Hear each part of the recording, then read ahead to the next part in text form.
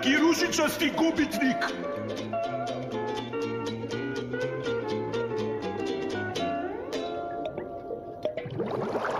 Dobro došli u Koralovo, gdje se možemo sresti sa nekim od najuglednijih primjeraka podvodnog života. Pa znate...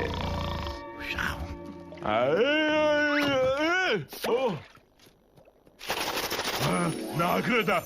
Nikada ranije nisam dobio nagradu! Vidi, Steno! Dobio sam nagradu! Meduze! Dobio sam nagradu! Ostrvce!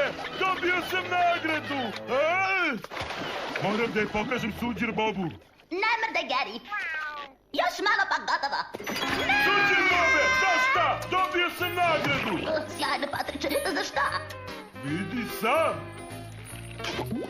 Za izuzetno dostignuće u dostignućima! Sunđer Bob Kockalone? Sunđer Bob Kockalone? Čudan način da se napiše moje ime. Patriče, mislim da je to nagrada za mene. Sigurno je greškom došla kod tebe. Ali cvetlucavo je... Da, ali znaš šta je još cvetlucavo? Sladoled? Upravo tako! Ne mogu da ga nađem. Je li unutra? Nemoj! O, to je moj plakat za nagrade. Hoću nagradu! Patriče, ne plači.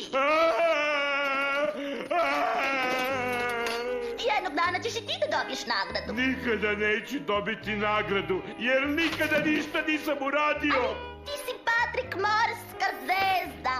Može da učiniš šta god poželiš. Lako je to tebi da kažeš. Ti si Sunđer Bob.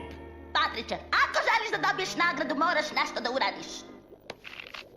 Želim da pobedim džinovskog čoveka majmuna i da spasim 9. dimenziju. I ja! Ali zvuči pomalo teško. Počnimo sa nečim manjim. Želim da porazim male ljude majmune i da oslobodim 8. dimenziju. Manje. Da budem doktor. Vatrogasac. Da dobijem posao u Keve Krabi. Da! Ja na poslu stalno nešto radim. Hajdemo onda. Baš lepo od gospodina Krabe što mi je dao posao. I to za $50 na sat. Kada sam ja počeo da radim ovde, plaćao sam mu $100 na sat. Lignjaslave, pogodi ko je dobio posao. Pogodi ko je napustio posao. Da! Hoću li sada da dobijem nagradu? Moraš da radiš da bi dobio, sećaš se? Tater sos.